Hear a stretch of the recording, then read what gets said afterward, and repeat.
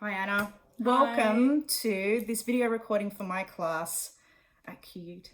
Thank you for doing this for us today. Thanks, Kel. Can you start off by telling us a little bit about yourself? My name's Anna and I'm here. I feel like I'm in AA. I'm Anna Whateley. I wrote Peta Lyre's Rating Normal, which was published this year with Allen and Unwin, and it's an Own Voices young adult novel. I won't go into what it's about.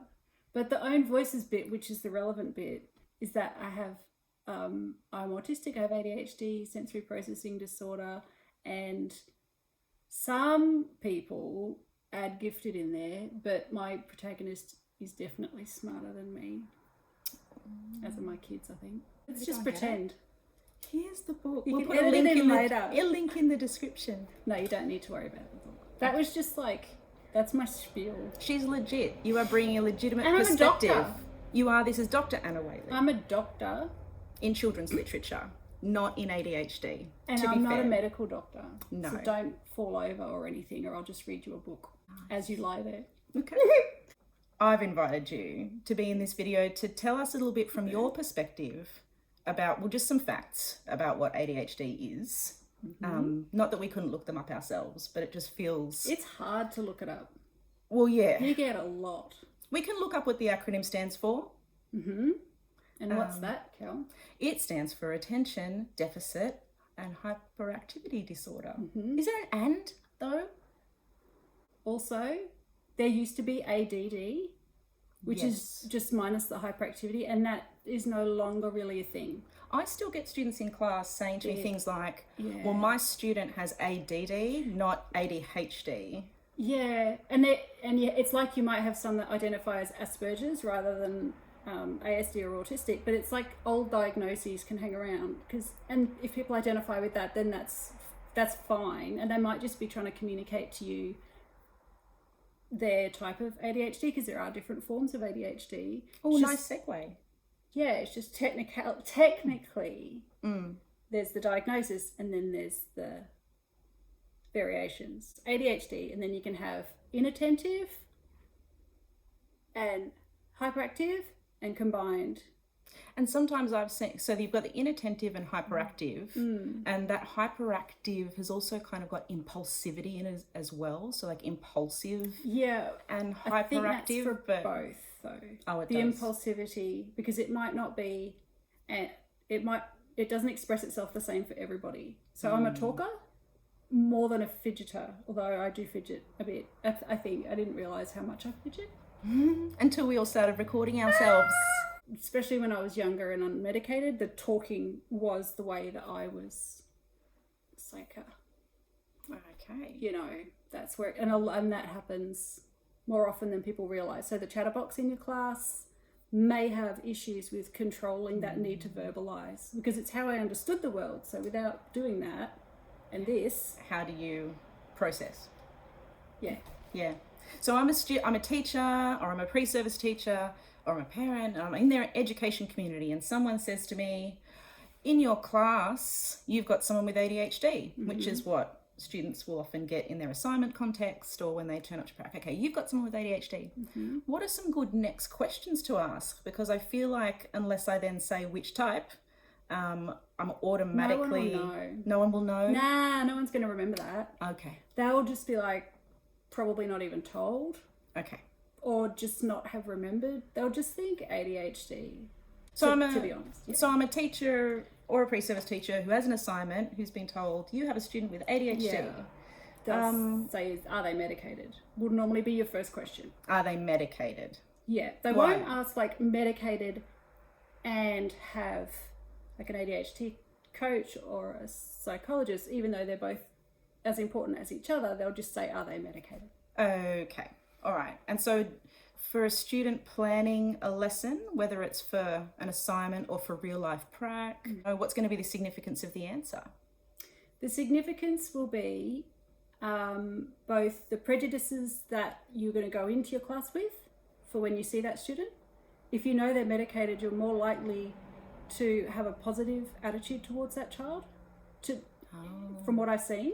Whereas if you know you're going towards an unmedicated ADHD child, you're going to be more fearful and more judgmental of the parents Oh. for not having done that, unless you personally feel judgmental of the medicating of ADHD. Then it might be the other way And around. then it could be the other way around, and you might just have a little bit of pity and judgment going on, and I'd be really careful with that. But medication doesn't work for everybody, and so some might be unmedicated and they've tried it and it didn't work, and they may have loads of other really cool coping mechanisms that they know, and some might not.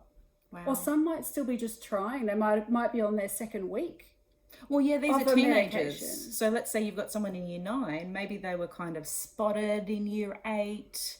That process of actually getting a diagnosis, we weren't sure if we would talk about that in this video. It takes ages. Like, what are we talking? How long? Years. What? Years. So Well, I you find first- someone in year 8 Yeah. and they might not be diagnosed until they leave.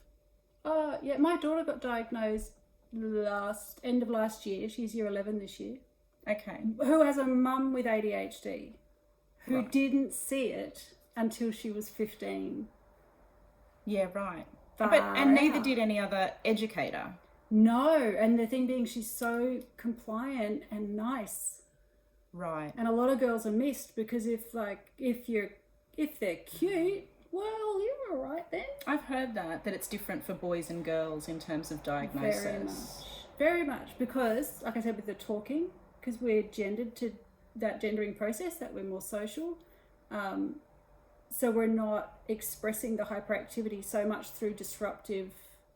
Okay, so the talking was disruptive. Yeah, but if you were clever, if you were clever in talking, often, as you say, that's endearing. Teachers can like. Well, sometimes it's too much. But it's confusing because teachers would like me, but not like that I talked all the time. So all my report cards, Anna would do better if she would just stop talking.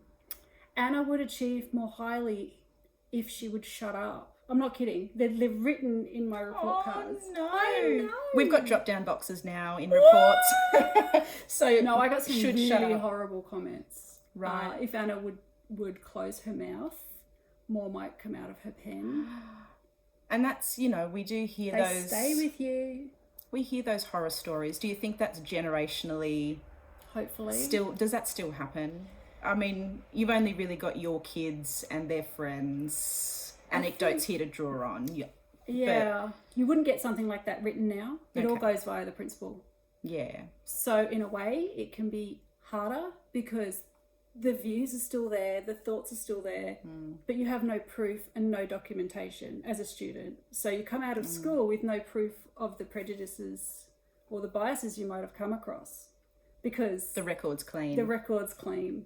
And yet you can hear, like if you've been in a staff room, you hear what people say about that kid, or you hear them go, oh, it's them again, or if they just won't help their child, or there's a different attitude towards, so if a kid is misbehaving and disrupting the class, they'll get a lot more help than a kid who is silent, compliant, and completely mentally unstable. Yeah. They'll get less support because they're not disrupting the class. And there's always pros and this is the fraught. There's pros and cons to everything. So you might be getting more support because you were misbehaving more, but also that might attract more stigma. Yeah. And oh, yeah. attitude. So it's it's not not a like great saying thing, it's no. it's good for some and bad. It's there. Yeah. Having any kind of difference in schooling can start to make parts of schooling unravel, no matter what that difference And they're all, is. everyone's going to have something. It's just what is it and how destructive and how helpful, those differences can be. But also, I had a point and it was good. It was that diagnosis, regardless of what happens after that in terms of medication, therapy, school help, anything, diagnosis leads to less suicidal ideation and suicide attempts in teenagers and adults. Oh, why? Post-diagnosis. Why? It's one of the only stats that I know that's just really accepted across the board, is that being diagnosed improves outcome. Right. They don't know why, though. They don't know which thing made it better. They don't know if it's that it's a social class thing. So the people who get diagnosed are more likely to have enough money to get diagnosed, and so therefore they do better statistically than those who couldn't afford diagnosis.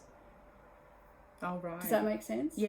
But when it comes to stigma, if you remember that diagnosis, just flat out getting diagnosed is better than not, regardless Statistically. of what comes from there. Yeah. We've just come from a sequence of talking about, like, how difficult it is to diagnose and what some of the experiences might be. In more of a positive light, we see a lot of Instagram memes about how ADHD is my superpower.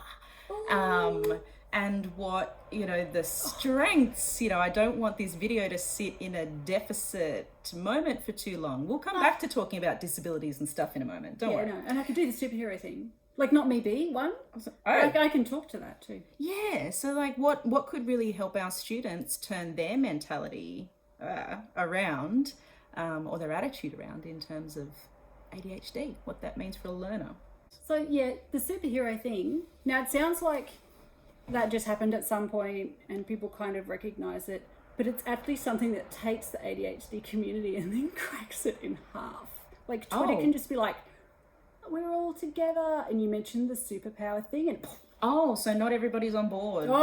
It's like the boom thing. Okay, sorry. Yeah, no. So some people hate it because they think it's ADHD's ruined their lives. There's nothing positive, and they hate their own ADHD. Wow. And some people see it more holistically, perhaps, in that, yes, ADHD has caused me these difficulties in life, but it has also given me an ability to hyperfocus that has benefits. And it also gives me energy, and it also gives me these good things. And those we focus on as our superpowers. But like every superhero, we have our kryptonite, which is the downsides. But that's what superheroes are. They're the ones who have these great things and then the great loss. Because otherwise, we just don't like them because they're just really good, but have no, you got to pay for that, right? See, this is where it's paying off having expertise in both learning difficulties and literature. Because, now we're applying the hero's journey, or superhero analysis to this idea. And look, let's not go down that rabbit hole, right? Percy Jackson. Oh. That's your superhero. I've got dyslexia there, and that is part of his access to the God's world thing. Kid of God's thing. But remember, not everyone likes that. So don't go talking about it if you don't understand how fraught that might be. You'll be okay if you could just realise your superpower. Exactly. Hey, why aren't extremely troubled teen? Why aren't you tapping into your superpower? Yeah. So yes, that's the superhero thing. Hyper-focus. That sounds useful. Hyper-focus. For studying, for research, for exams. Doing a PhD. Very useful. Yeah, because you choose what you're doing as well. Can't just make yourself hyper-focus on something you don't like. Oh, that's a real shame, because most of the curriculum is given to students and they don't tend to have a lot of choice. I've got a question. You get more choice by high school, towards the end of high school. Oh. Yeah, okay. You're 11. Yeah, don't have to do certain subjects anymore. As you just go have to- along, you the just more have you to- don't have to do, Yeah. you choose that gets better. 10 years. You just have to hang in there for 10 years. Project-based learning. Sorry. No, don't apologise. Yes.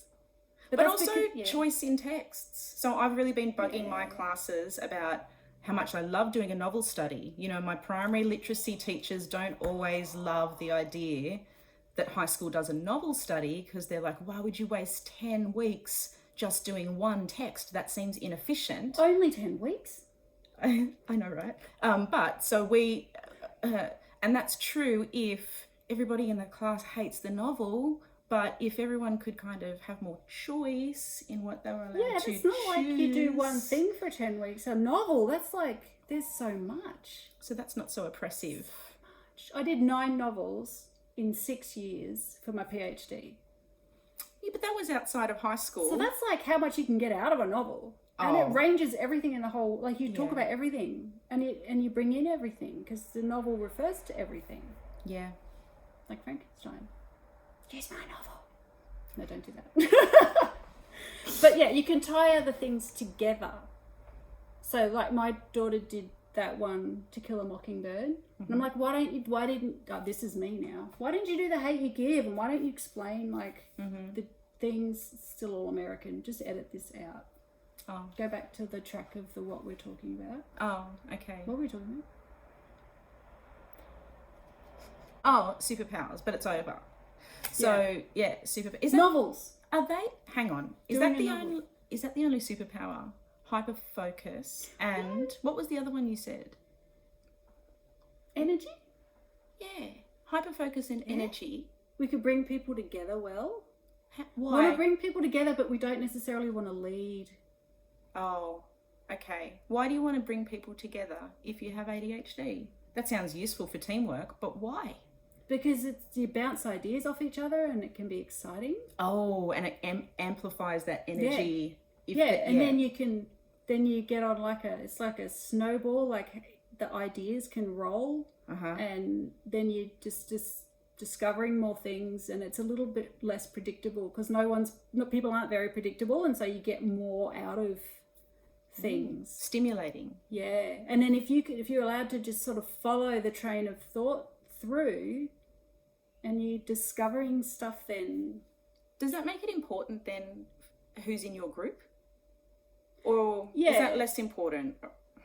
It can be really good because if someone's really it depends, everyone's different, I guess, but if someone's really aggressive or dominant, depends how well you know them to deal with that. Because we've got some friends in my ADHD group, we meet on Zoom once a week from around the world.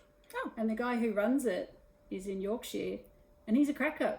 It's late at night normally, so he's very tired, but he tends to do large like lectures of what he's thinking. But because he's in a group of ADHD people, we'll just talk over him when we're done. When we've had enough of what he said, we'll talk over him and be like, no, just stop. So we can be quite honest. Okay. And we can be quite good at stopping that person, but we need someone that stops us too. Okay. All right. So group roles might be helpful for that. I remember a teacher who dealt with my passion for a topic really well. Would that help? Yeah, because we call out a lot. I wasn't medicated and diagnosed as a kid in school, but in English we were studying Lady Macbeth, which I loved. Like it was one of those things that I just went, oh, I love this, and kind of just got a little bit absorbed by it. Big nerd. And so I would answer all the questions in the class. Yeah. And so my teacher, the beautiful Kathy Conlon, who is still teaching adults now, pulled me aside and said, Anna, I know that you know all of this, and you have an A now, like already. You don't need to, we'll still do the assessment, but don't worry, I know that you know. I need to know what the other students know, though. So if we can tone down the answering, I might figure out what they know. And so instead of feeling like I'd been told to just shut up, I felt like I was a team with her, and that by waiting for people, I was kind of working on this thing with her to help everyone else see how amazing Macbeth was. And so I didn't answer all the questions anymore, but I didn't feel terrible. Yeah, right. It's a little weird rant, wasn't it? I've heard or read a strategy on the internet kind of similar to that, where you can organize this strategy with a student where they've got like 3 cards. You're allowed to put your hand up 3 times, and then you think about when you use that, which I don't know, your face is telling me it sounds a bit constraining. I'm already worried about when I would use them. Oh, yeah. And then I would be worried. It could work for some people though. Yeah, okay. And you just have to know the student to know what would work with them. Yeah. And for me, if you're watching this video because you're preparing for a university assignment, what I'm looking for is that you've had a go, and then your supervisors who are on prac are going to be looking for that you've had a go with relation to the student that's in front of you. But for your assignment, I know you don't have real students in front of you. So I'm looking for that you've had a go. And in the reflection, you might even say something like, look, I know this doesn't work for all students, but you know, I think it's about trying to think, what will I do? Unless you start there, you'll never get your toolbox of strategies. Yeah. And you can approach a student with 3 options to solve a problem. And then they can choose one of them, and then they feel like they feel complicit. Well, they are. They don't just feel it. It's true. Yeah. You have given them power. But you didn't just say to them, what should we do? Because they'll just go, if I knew, I'd be doing it by now. Like, come on. Why don't you just let me answer everything? Which you actually Why is that so bad? You know what? You can do that. Do any of the schools that you go to use whole class whiteboard? So there are whole class participation strategies where you ask the question and either everyone writes it down on their little whiteboard and shows it, or they've got a digital version of that. I never had that as a student, but I love that idea. Yeah. I love that. And yeah, the kids have that at school, my kids do, but I think that sounds great because you get to show what you know and you all get a say, but you know. Yeah. And often, this is a slight tangent, but often in group work, I've noticed that that an ADHD kid will go really well with an ASD kid. You'll often find a best friend pairing between a kid who has autism and one who has ADHD, or one who has both and one who has ADHD. And that's because of the energy and the feeding off that energy between each other. But one is quieter because it can be overstimulating even for someone with ADHD to be with another loud person. Yeah, right. I'm just mentally thinking of all the pairs I know that are that pair. Yeah. It works. Yeah. And so because you got to have everyone, all the different types. You don't have your like, oh, there's the special needs table, because. But isn't that how you would meet each other? Well, no, you can't put like all the special needs on one table. Oh. Because you've got to share that wonderfulness. And I really believe that. I think they're valuable to all the groups, but pairing certain together in the group, if the groups are like 4 people. And that can help you to have an ally or a buddy. Yeah, and that energy and that ability to hyper focus is shared between those 2. And also, academically, it is highly unlikely that they're all at the same level if you've got 5 special needs kids. Yep. It's unlikely they're all at the same academic level. Because my daughter, who's highly gifted and also autistic, is often working with kids who are not academically at her level at all, as in probably a year different. And that can be frustrating. Or sitting with someone who can't read, and she reads really, really well, and so but they have to read together. It's their topic, is their thing that they're supposed to do, and then they're stuck. This is a bit young for you lot though, isn't it? Oh, and confusing, because you have a primary age and a high school age daughter. I do.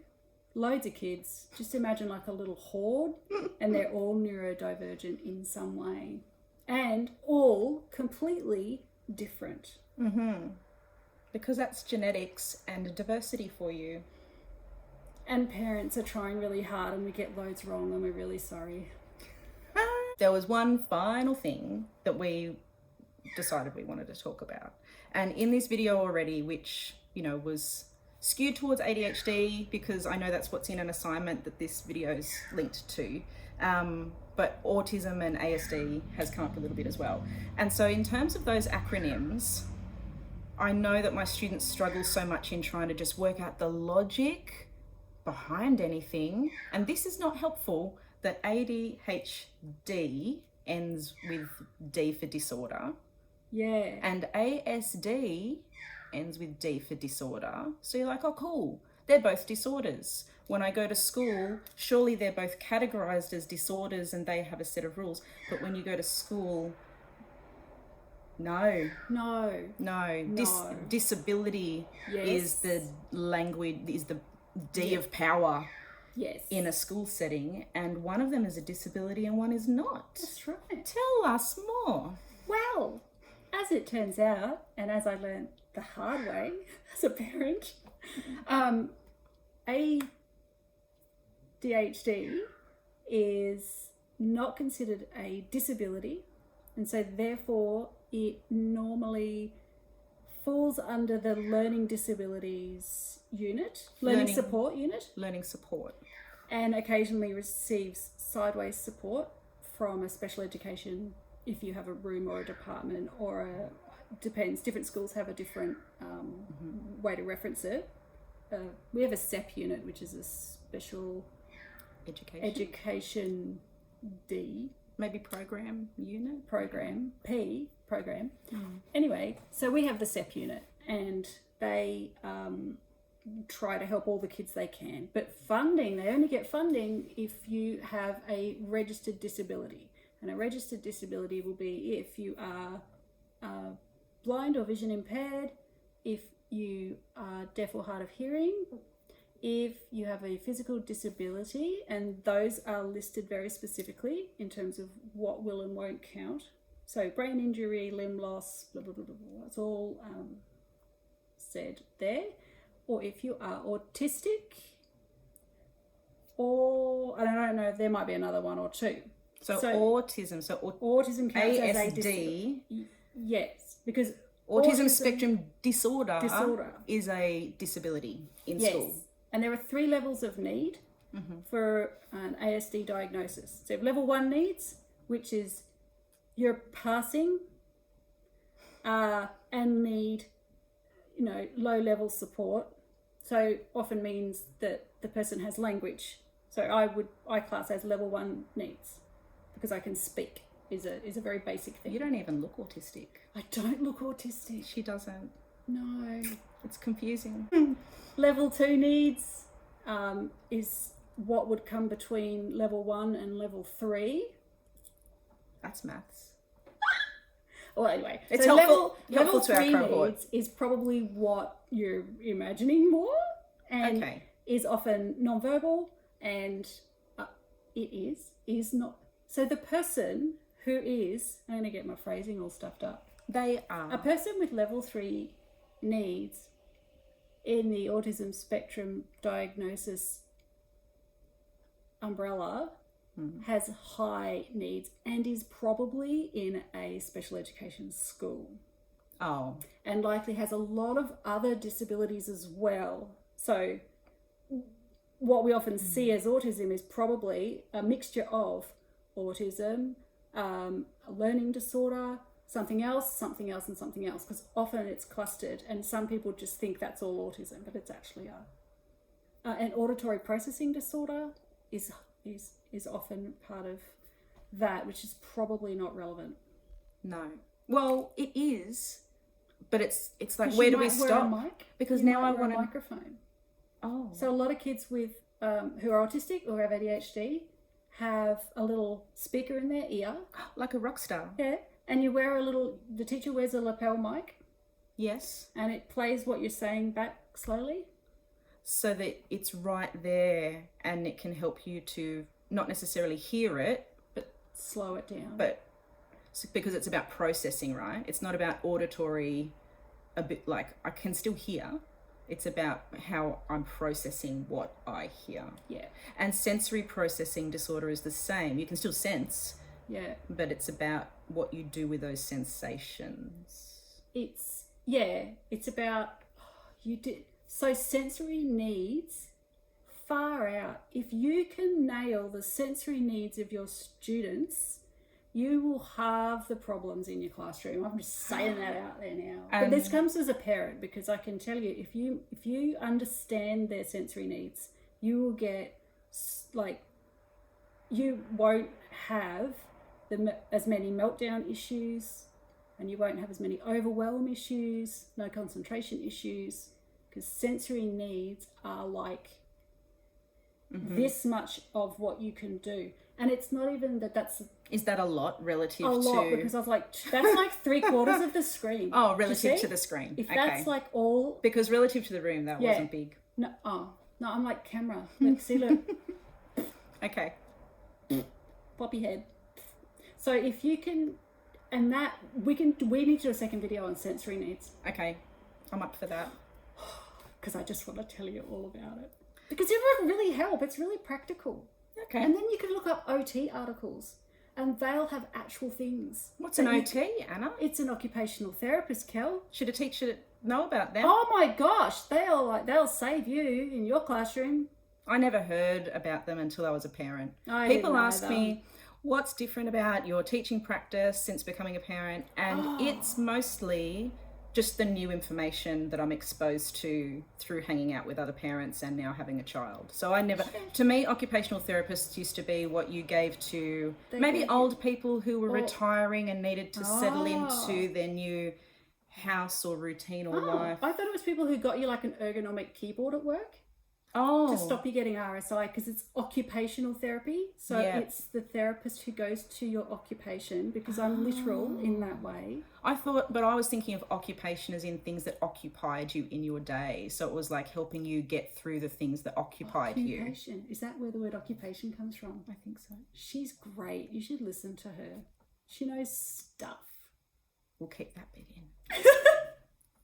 But there are disagreements on whether ADHD should be a disability It or seems, not. do you feel growing. personally that it is unfair? Or would you rather represent the disagreements? I'd rather represent the disagreements. Okay, so... And then the fact that it actually just comes down to funding.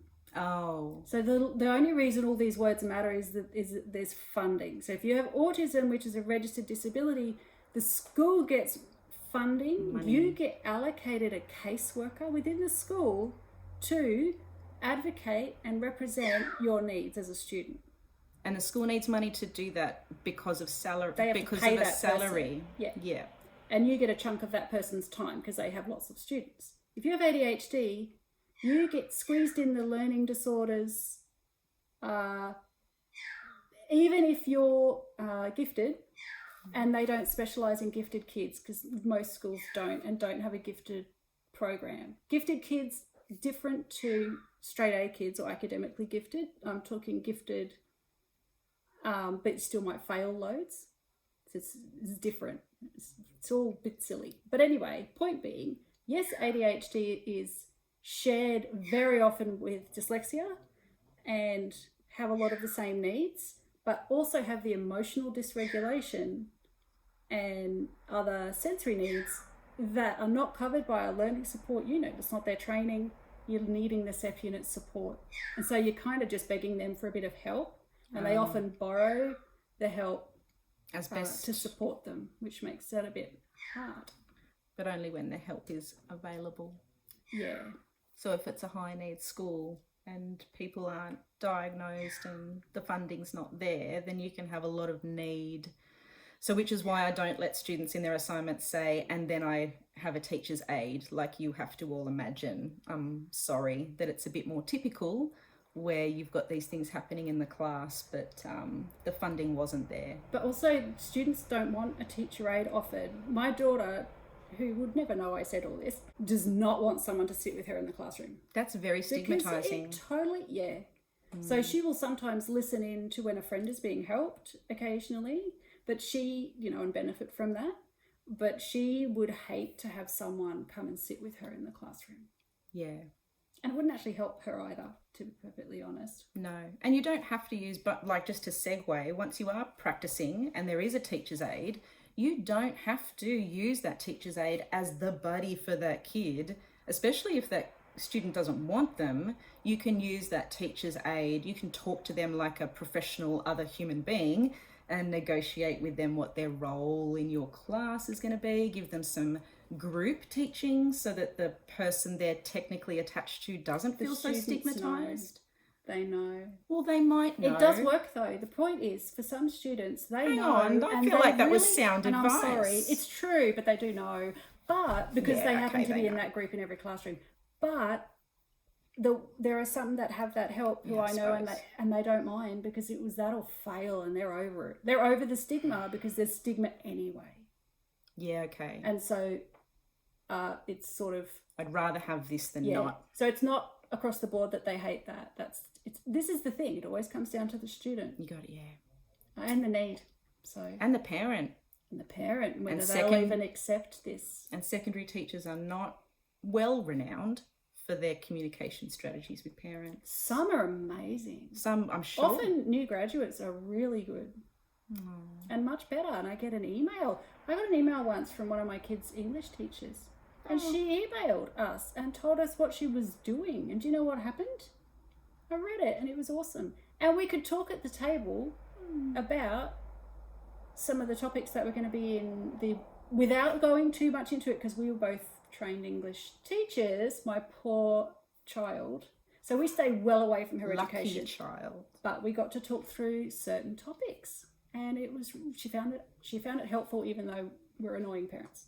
Oh, that's affirming. Okay. Oh, and look out for students who do way better in speaking tasks versus written tasks, or students who do better in like exam or assignment or speaking. And if the grades are like all over the place, something's just happening. have a think about that. Okay, because I often think that that's going to be an anxiety. I often go to anxiety on that one, especially if it's exams versus assignments or performance versus written. I'll go like, oh, probably there's some anxiety happening there. But anxiety is very often a secondary condition. So most of your kids with ADHD or ASD will have some level of anxiety. Oh, so better to think about how it's related to the whole. How do you relieve that anxiety? And then we have a video on sensory needs coming up. But actually, my daughter did way better in speaking tasks. Yeah. And failed exams. Yeah. And assignments passed because she had support. Speaking tasks, great because they're instant and energetic. Yeah. And were more spontaneous. But exams were just like where everyone realised she didn't know anything.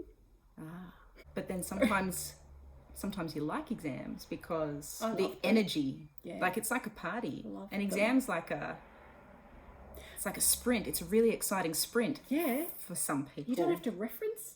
No. Far out. It's great. I only have to work for an hour or 2 hours and then it's really over. good. Then you're done. But now that my teenage daughter is medicated, she's gone from very much a C's, D's and B's. She's getting nearly straight A's now. Wow. Yeah. Was that Far out. That's quick. It was, yeah. Well, there you go. Which Success story. Success story. Yay. So many. And anxiety and depression have drastically reduced. Understandably so. Well, thank you, Anna, for lending us your time, expertise, wisdom, joy. And we'll probably see you in the next video in a little while. We now have a series. I know. It happens that quickly. New project. Bye.